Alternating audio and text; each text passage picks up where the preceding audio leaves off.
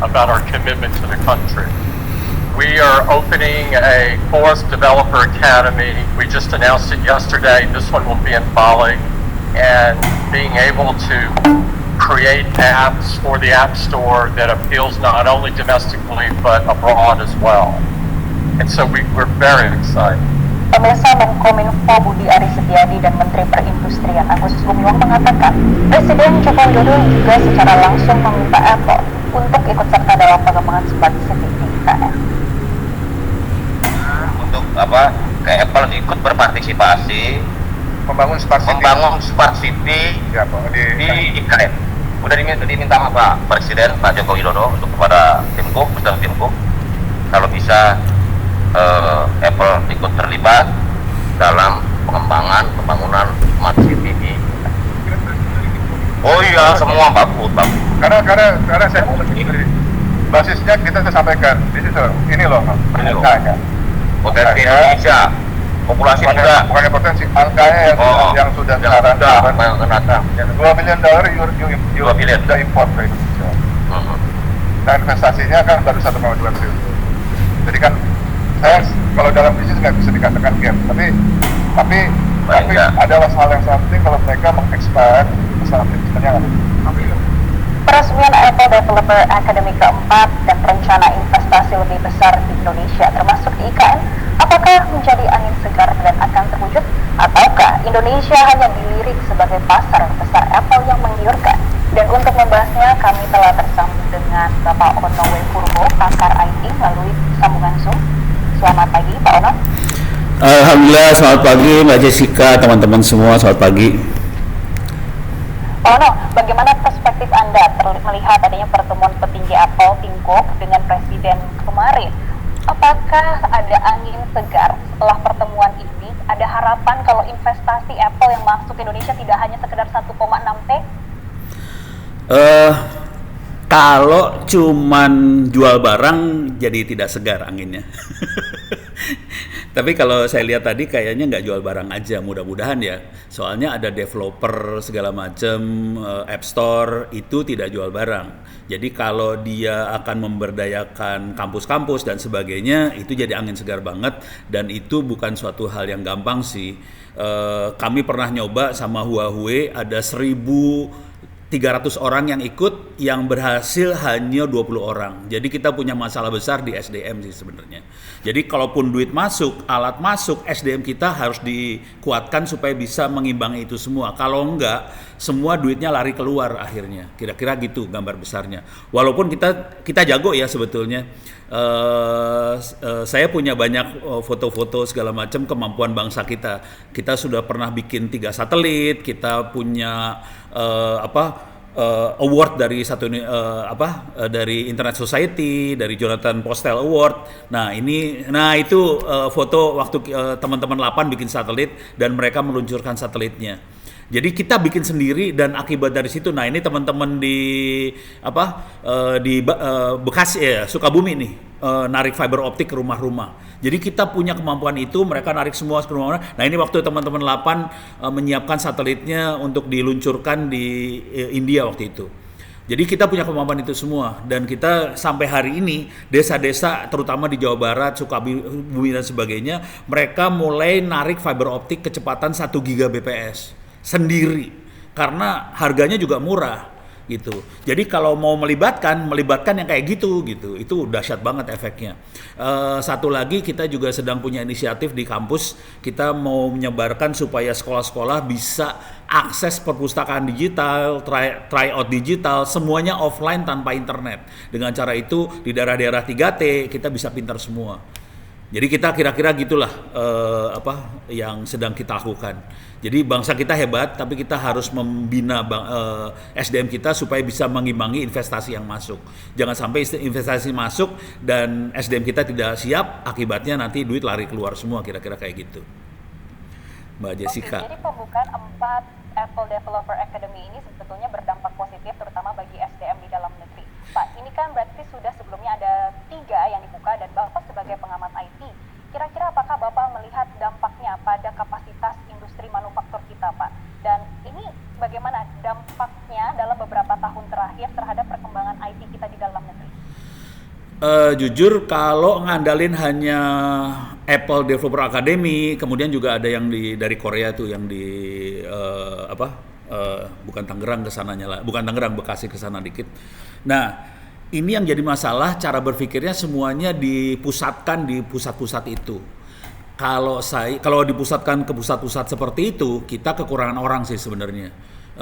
Kalau saya cenderungnya kita merubah kurikulum yang ada di kampus. Jadi kalau bisa sentral-sentral seperti itu merubah kurikulum di kampus, mengupgrade dosen-dosennya supaya dosen-dosennya kurikulumnya jadi berubah. Pada saat itu terjadi, bukan hanya kampus, kalau bisa ya SMK juga dirubah. Pada saat itu terjadi, kita punya SDM yang kuat. Pada saat kita punya SDM yang kuat, mereka bisa menangkap peluang kerjaan yang ada.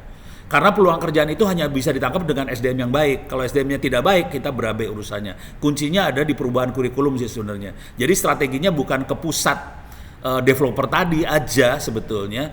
Kalau bisa kita ngerubah kurikulum semua kampus. Nah, kalau itu yang terjadi dalam waktu 5 tahunan gitu, 4-5 tahun kita baru bisa dahsyat banget efeknya.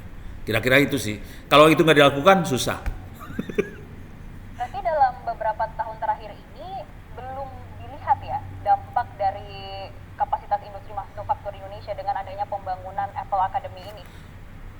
Nggak, belum kelihatan sih sebenarnya. Kalau mau jujur, mereka kena tekanan dari Android sih sebenarnya.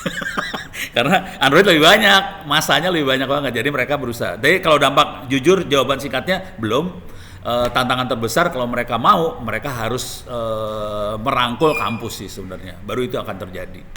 Gitu, kira-kira gitu sih gambar besarnya.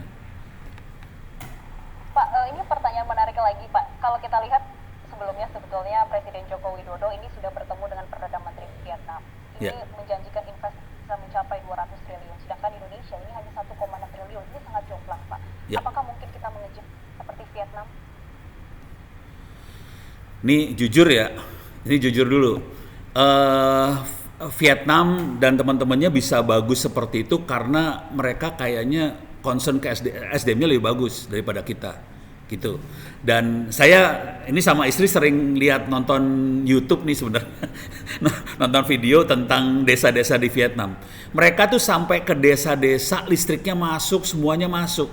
Kalau itu terjadi di Indonesia, kita bisa dahsyat banget sih sebenarnya. Jadi dengan 1, sekian triliun, mereka 200 triliun kan macam-macam.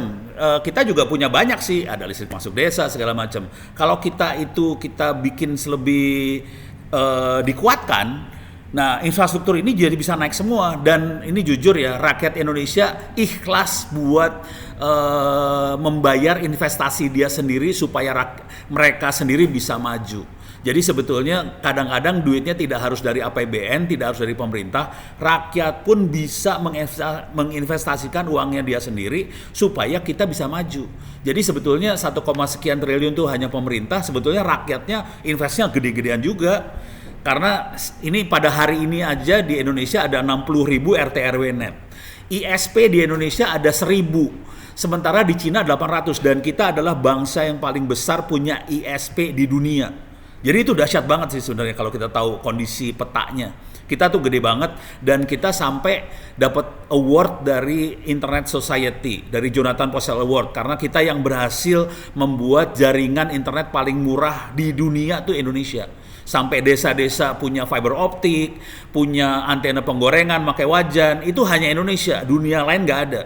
Dan kita jadi contoh, seringkali kita berpikir anggota dewan kan seringnya studi banding ke luar negeri.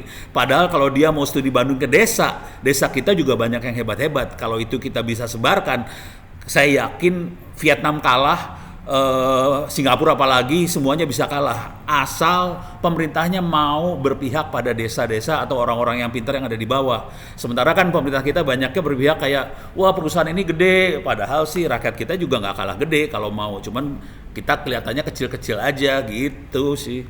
Ini aja 8 nih, jujur nih ya. Saya agak sakit hati soalnya 8 aja yang punya kemampuan bisa bikin 3 satelit. anggarannya nggak sampai triliun, cuman seratusan miliar, 3 satelit dengan 100 miliar itu kecil sih sebenarnya. Itu efeknya ratusan ribu anak-anak muda Indonesia sekarang pada pakai satelit sendiri. Ini ada gambarnya yang pakai apa sih, anak-anak pakai antena buatan sendiri itu nggak keluar sih gambarnya, tapi mereka bikin antena sendiri dan mereka ratusan ribu jumlah orangnya. Jauh lebih sedikit daripada Vietnam yang 200 triliun, kita dengan 100 miliar aja kita bisa bikin 3 satelit. Dan hari ini belasan kantor lapan ditutup oleh pemerintah, hanya tinggal 2 yang dibuka. Itu sedih sih sebenarnya. Jadi kadang-kadang ada banyak salah kebijakan, kita punya kemampuan dahsyat tapi kebijakannya salah, akibatnya kita yang rugi sendiri akibatnya gitu.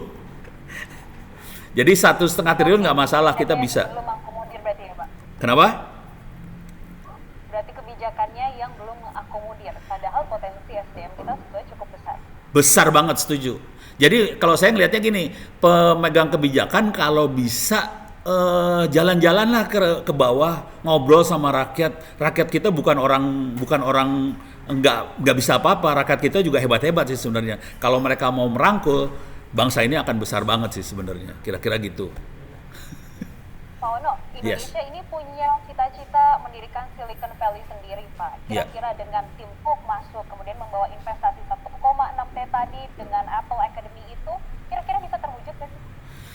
Ini pengalaman saya sekitar tahun 90-an awal 90-an. Saya waktu itu ke Malaysia.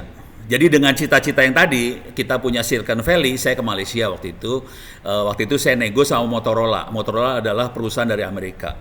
Saya dibawa, saya ngomong sama, jadi Silicon Valley itu bagian dari kelompoknya kami kebetulan.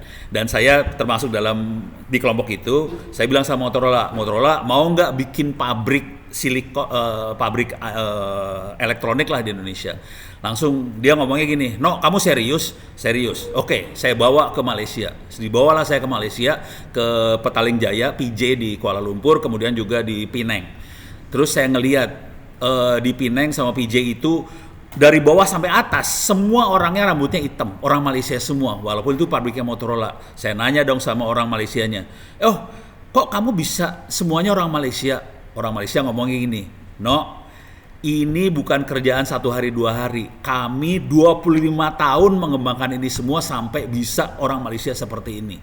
Kalau Indonesia mau serius, harus puluhan tahun serius konsentrasi di situ. Kalau kita hanya angin-anginan, kita pengen bikin Silicon Valley, tapi kita tidak bisa memaintain kebijakan selama 25 tahun, nggak akan bisa seperti itu." Gitu. Oke, masih jalan panjang ya Pak, bahkan dibutuhkan 25 tahun untuk mewujudkan Silicon Valley dan juga SDM yang mumpuni. Harus serius. Terima kasih Pakar IT, Bapak Ono W. Purbo sudah bergabung bersama kami. Selamat pagi, Pak. Pagi, terima kasih semuanya. Pemirsa, kita beralih ke informasi lainnya. Menteri